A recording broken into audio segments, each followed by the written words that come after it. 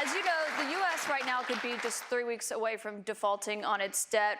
That could mean millions of jobs lost, people not getting their Social Security payments. People believe it would put the U.S. economy into a recession.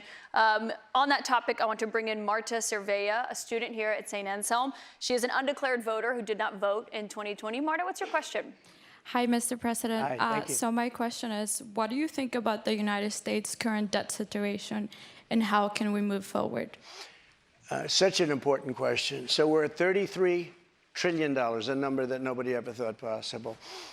When we had our economy rocking and rolling just prior to COVID coming in, like literally, we were making a fortune. And oil, we were going to make so much money from oil, we were going to start paying off debt.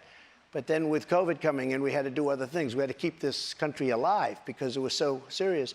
But we have to get the country back. We have to lower energy prices. We have to lower interest rates. Interest rates are through the roof. Energy has to come down. It all has to come down, and we have to start paying off debt. But when we have a debt limit, and they use that very seriously to me, they came in, Schumer came in with Nancy Pelosi, and they were using it. We'll violate it. We'll do whatever. They talked a whole lot different than they do right now. I say to the Republicans out there, congressmen, senators, if they don't give you massive cuts, you're going to have to do a default. And I don't believe they're going to do a default because I think the Democrats will absolutely cave because you don't want to have that happen. But it's better than what we're doing right now because we're spending money like drunken sailors. So just to be clear, Mr. President, you think the U.S. should default if the White House does not agree to the spending cuts Republicans are demanding? Well, you might as well do it now because you'll do it later.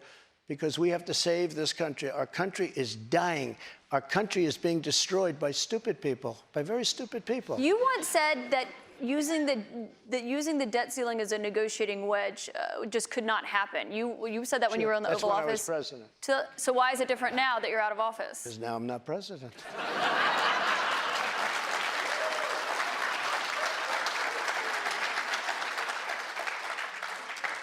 The U.S. defaulting would be massively consequential for everyone in this room, for all Americans. You don't know. It's psychological. It's really psychological more than anything else. And it could be very bad. It could be maybe nothing. Maybe you have a bad week or a bad day. But look, you have to cut your costs. We're spending $7 trillion on, much of it on nonsense. $7 trillion on nonsense. We've got another question from a voter tonight. Get all of that money that was wasted, and frankly, the Senate should have never approved it. Get all that money that was wasted, and if they don't get rid of that, you'll have to default. Okay? Mr. President, we've got another voter here tonight. And by the way, you're going to default eventually anyway, but it's going to be much messier. I don't think you'll have to default. I think if the Republicans hold strong and they say we want let's say we want $5 trillion off. I really think the Democrats have no choice but to do it. And if I win, they're going to be doing the same thing to me in 2 years. I guarantee you that.